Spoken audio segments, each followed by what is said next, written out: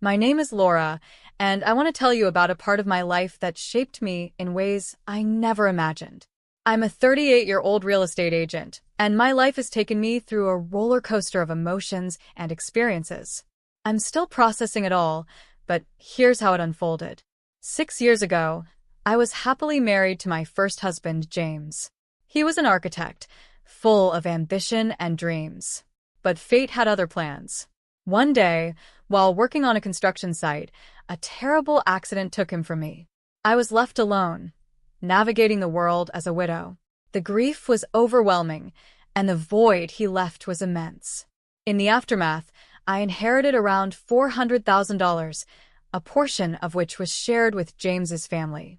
Financially, I was secure, but emotionally, I felt hollow. The pain of losing him was raw and relentless. I continued working, trying to keep myself busy and focused, but loneliness was my constant companion. It was during this challenging period that I met Tom. He was a cheerful and easygoing colleague in the tech industry. His laughter and optimism were like a breath of fresh air in my life. Tom had this way of making everything seem lighter, even when I was struggling internally. We became friends, and over time, his presence filled a part of my heart that I didn't realize was still aching. Tom was a former software engineer who had left his career to help his aging father. We started dating, and his charm was irresistible. It wasn't long before we decided to marry. It felt like a new beginning, a chance to rebuild and find happiness again. Tom grew up with his father, Frank, who was a 75-year-old retired entrepreneur. Frank had built several successful businesses throughout his career, but he was known for being frugal. Tom, on the other hand, never understood his father's cautious approach to money. To him, Frank seemed stingy and overly careful. After our wedding, Tom convinced me to move in with Frank.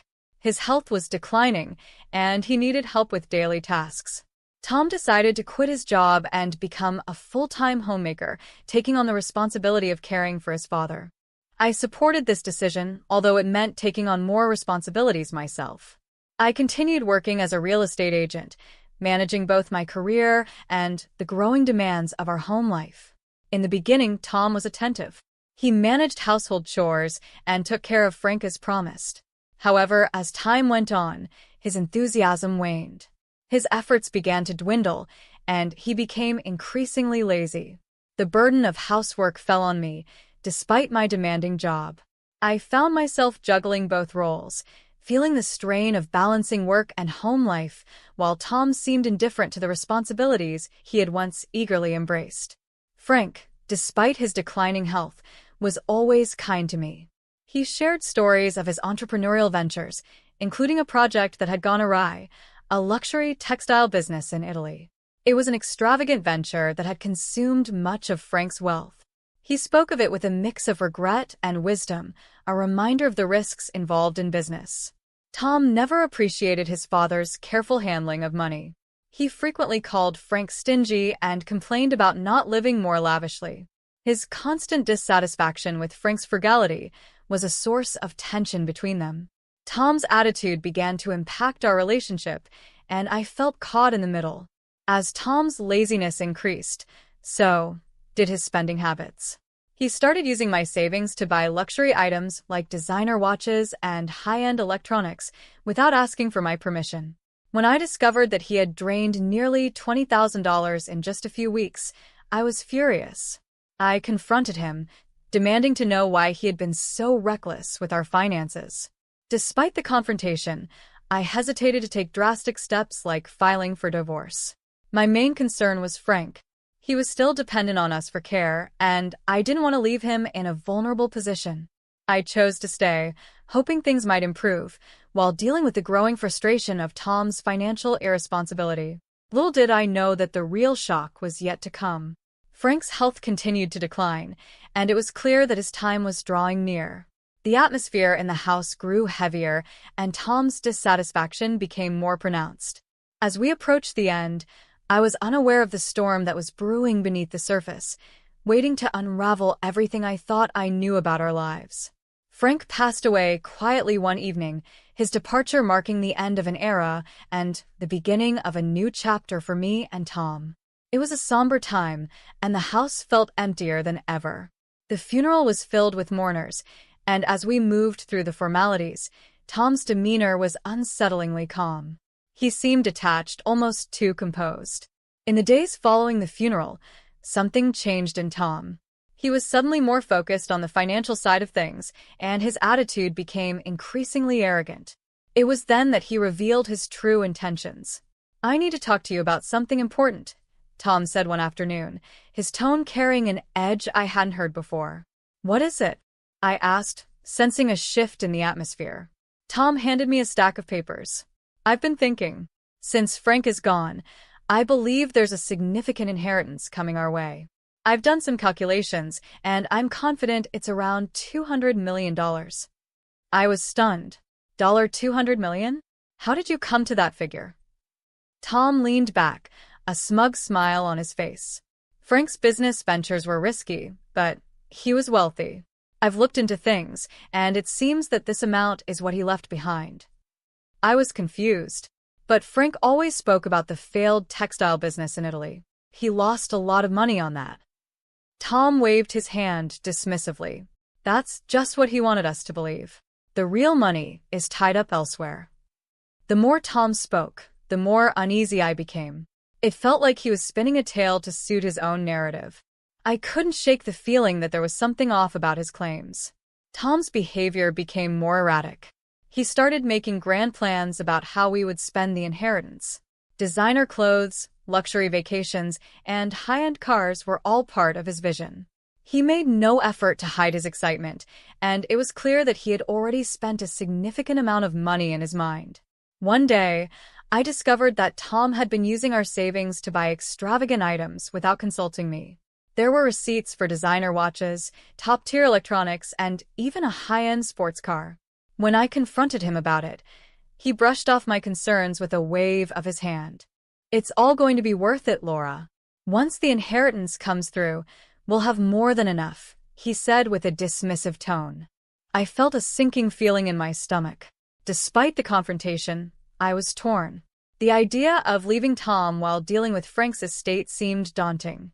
I was worried about the impact on Frank's legacy and the potential chaos that could ensue. Tom's spending continued unabated.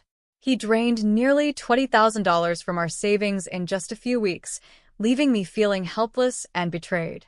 I confronted him again, but his response was always the same, assurances that everything would be fine once the inheritance came through.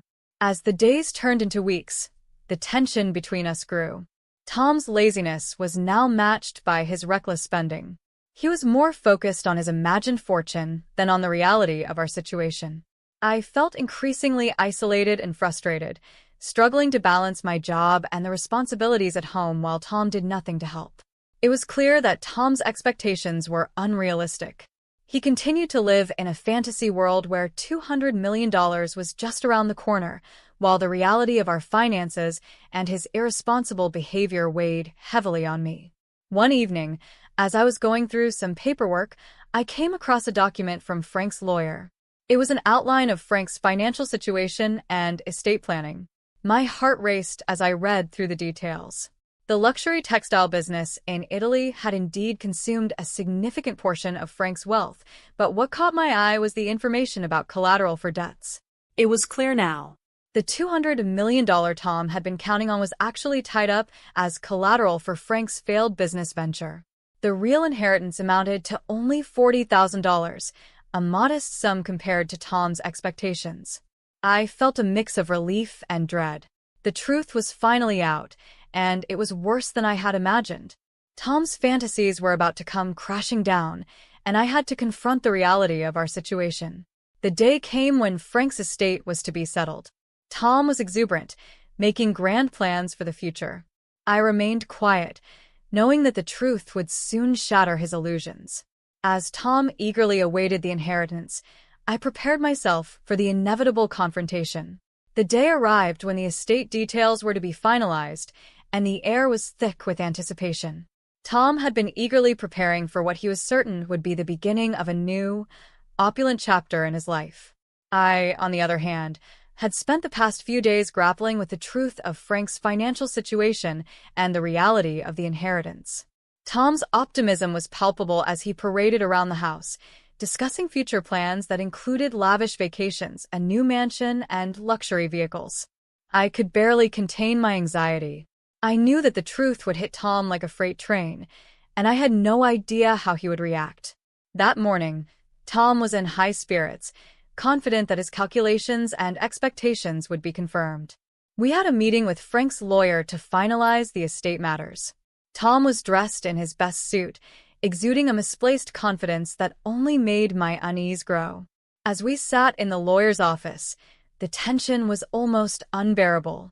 The lawyer, Mr. Harrison, started by reviewing the financial documents and discussing the estate distribution. Tom leaned forward, his eyes gleaming with anticipation. Mr. Harrison cleared his throat and began. As per the last will and testament of Frank Collins, the estate has been evaluated and the assets are allocated as follows. Tom's excitement was evident, and he barely let Mr. Harrison finish his sentences. But as the lawyer continued, it became clear that Tom's expectations were about to be shattered. Due to Frank's failed business venture in Italy, a substantial portion of his wealth was used as collateral for debts. Consequently, the majority of the $200 million is tied up in debt repayment, Mr. Harrison explained. Tom's face fell. What? That can't be right. There must be some mistake. I watched as Tom's world crumbled before my eyes. Mr. Harrison continued calmly. The real net inheritance amounts to $40,000. The rest is encumbered by the debts from the failed venture. Tom's anger erupted. This can't be happening. I've already spent so much, expecting a fortune. There's no way this is true. The lawyer tried to maintain his composure. I understand this is a difficult situation, Mr. Collins, but the financial details are accurate. The debts were substantial, and Frank's assets were used to cover them. Tom's frustration boiled over. You have to be kidding me. I've been living in a fantasy for months, thinking I was going to be rich. How could Frank do this? I felt a pang of sympathy mixed with relief. I knew how devastating this was for Tom, but I also knew it was the harsh reality he needed to face. The facade of a golden future was crumbling, and the weight of his own greed was becoming painfully evident. Tom stormed out of the office, his face flushed with rage and disbelief. I followed him, trying to keep my composure. As we got into the car, Tom's anger was palpable. He started shouting, his words a mix of curses and accusations. "This is all your fault," he yelled. "You knew about the debts, didn't you? You kept this from me." I was taken aback. "Tom, I didn't know for sure. I only discovered the truth recently. I tried to warn you." Tom's anger didn't subside. "You should have told me earlier. Now I'm left with nothing because of you." I remained silent, realizing that no amount of explanation would change Tom's perception. His world was in ruins, and he was desperately looking for someone to blame. That evening, Tom was a different person. The person who had been so optimistic and full of grand plans was now a shadow of himself. He was bitter, disillusioned, and struggling to accept the reality of his situation. I could see how much his own expectations had clouded his judgment and led him to squander our resources. Tom tried to reach out to me, begging for another chance. "Laura, please. I was wrong. I spent too much, and I thought we were going to be wealthy. Can we work something out?" I looked at him with a mix of sadness and determination. "Tom, you can't keep blaming others for your mistakes. You had your chance to be honest and responsible, but you chose to live in a fantasy. I can't continue like this." His pleas continued, but I was resolute. I had seen enough. The man I had married was not the person I thought I knew. His greed and entitlement had blinded him to reality, and now he was paying the price. The $40,000 that remained from Frank's estate felt like a small consolation prize compared to the grand dreams Tom had built up. It was a modest sum, but it was enough for me to start anew. I knew I had to move on, to find my own path away from the chaos and betrayal that had marked my marriage. As Tom struggled to cope with his financial reality, I began making plans to move out. It was a difficult decision, but I felt it was necessary for my own well-being. The journey ahead was uncertain, but I was determined to face it with courage and resilience. As I prepared to leave the house for the last time, the weight of the past few months settled heavily on my shoulders. Tom's reaction to the estate's reality had been explosive and unsettling, and now, as I packed up the last of my belongings, I couldn't help but reflect on how far I'd come from the person I was when we first met. The small apartment I had rented was modest, but comfortable. It was a far cry from the grand houses Tom had dreamed of, but it represented a new beginning, a chance to rebuild my life on my own terms. I had managed to set aside the $40,000 inheritance from Frank, and while it wasn't a fortune, it was enough to start fresh. Tom, meanwhile, was spiraling further into despair. The realization that the $200 million was nothing more than a myth had hit him hard. He had already spent much of his savings in anticipation of the inheritance, and now, with only the $40,000 to fall back on, he faced a bleak financial future. I'd seen him on a few occasions after the estate meeting, but he was barely recognizable as the man I had married.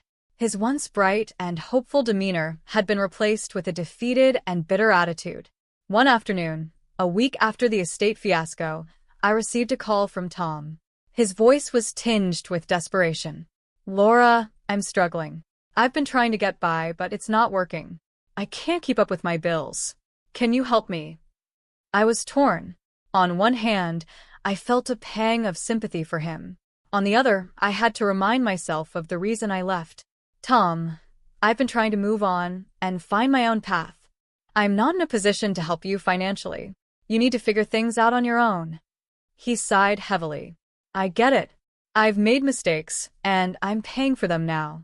I'm sorry for everything." It was the first time he had truly admitted his faults to me. His apology was a small step, but it didn't change the fact that our lives had diverged irreparably. I hoped he would use this moment of clarity to turn his life around, but I couldn't be a part of that process. With the apartment set up and my job continuing to provide a stable income, I found a sense of peace in my new routine. I had started to reconnect with old friends and rediscover interests that had been overshadowed during my marriage. It was an empowering experience, one that reminded me of my own strength and resilience. A few months later, I received a letter from Frank's lawyer. It was a brief but kind note, acknowledging the difficult situation and offering a small token of appreciation for my support during Frank's final days. Enclosed was a check for $5,000. It was a generous gesture, but more than that, it symbolized Frank's acknowledgement of my role in his life. It wasn't a fortune, but it was a reminder that even in the face of betrayal, there were still small acts of kindness and recognition. Tom's situation, on the other hand, continued to deteriorate.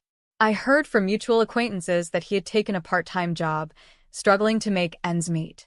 His financial troubles were compounded by his inability to cope with the reality of his situation. I knew that Tom had always been driven by a desire for wealth and status, and without the inheritance he had so eagerly anticipated, he was left grappling with his own sense of worth. As time went on, I began to see the benefits of the choices I had made. The independence I had fought for was more than just financial. It was a reclaiming of my own life and identity. I felt a renewed sense of purpose and clarity. The lessons learned from my relationship with Tom and the betrayal I had endured had strengthened me. I knew that I could face whatever challenges came my way with resilience and self-awareness. One evening, as I sat in my new apartment, looking out over the city, I reflected on the journey that had brought me here. The pain and hardship I had experienced were now distant memories, overshadowed by the strength I had gained. The past had shaped me, but it no longer defined me. Tom's story was a cautionary tale of greed and entitlement, a reminder of how easily one could be blinded by the lure of easy money and false promises. My story was one of recovery and self-discovery. I had learned to value myself beyond material wealth and had found peace in living authentically. As I closed the door to the apartment and stepped into the night, I felt a sense of finality and freedom. The future was uncertain, but it was mine to shape. I walked confidently into the city, ready to embrace whatever lay ahead, knowing that I had emerged from the shadows of my past stronger and wiser.